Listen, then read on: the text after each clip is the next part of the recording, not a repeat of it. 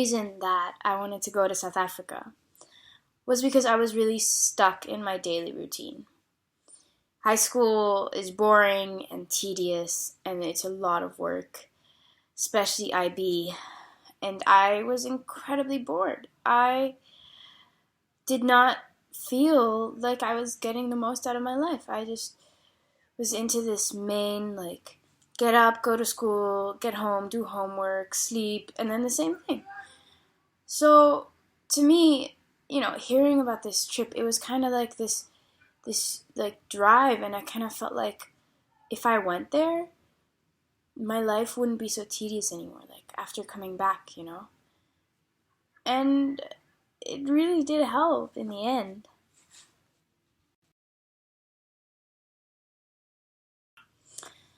So I went into this trip underpacked, underestimating it in my head, and in my mind I had unconsciously like undermined the seriousness of the reality that I was heading for.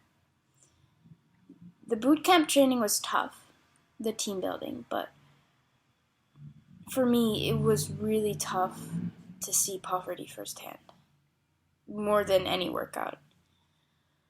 The first time I went to Nkanini, the township, I walked up and I didn't know how to deal with these emotions. It felt like I was holding back tears. And of course it was incredibly fun to work with everyone and make houses, paint houses, and play with all the kids and seeing tons of smiles. But it kind of made it worse, because then after I got back to the inn, it just felt so painful. It felt so unfair to all of these people who are just happy all the time, no matter what they have, no matter what's going on with them. They want to make the most of their lives. And I mean, to me, I think what really got me through it was that I knew that everyone was struggling with it. Everyone was dealing with what I was dealing with. And it really taught me that I have a really big advantage. And yes, it might have just been luck that I was born into a European family with money. But I have a really big advantage, and I feel like, in a sense, having an advantage makes me feel burdened, because I feel like, especially after seeing the people of Nkanini and the township, that I have to achieve more, that I have to use my advantage, and I have to make sure it doesn't go to waste. And it's not easy, so I hope that works out for me. So I thought about, what am I going to change? What am I going to do in my life that's going to make a difference? And, well, I'm a pretty lazy person. I like staying at home. Of course I go out, but I think that for me a main change, should be that I become more active. And not just within my social life. I just mean within my whole life. Within plans for the future, or projects I want to do, or stuff I can do to help the community. I want to be driven by my advantage. I want to see it as not as a burden, but as an opportunity. As a way that I can connect with the world. As a way that I can do something for the world. And I want to make sure that I use those advantages, and that I don't fail it, because having a whole life of luxury and, like financial stability is something a lot of people really wish for. And a lot of people would be able to do amazing things with the advantages I have. So I want to make sure not to let, not to waste it.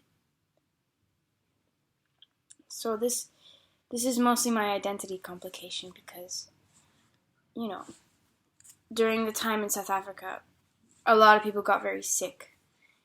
And I was lucky enough not to get that sick.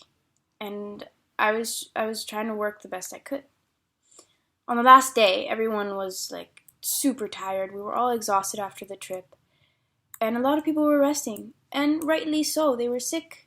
And it was hot. It was really hot. It was one of the hottest days.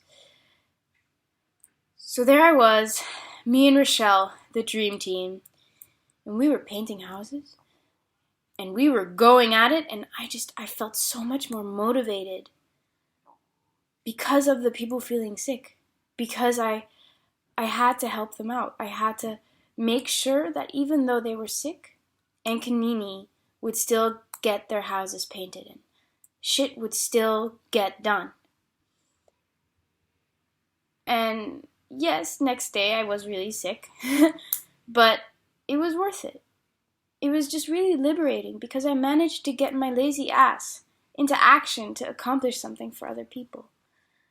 And it made me realize that I'm a lot more capable of doing things that I thought I was. So, after that last day, that realization, I knew I accomplished my goal of changing and losing the tediousness. Because now, after coming back, I think so differently about what I have and what other people have, and the problems I have just seem so unimportant compared to the people of Enkanini and their problems. I mean, honestly. So right now I'm seeing my life as this amazing opportunity. And I really hope that I manage to use it.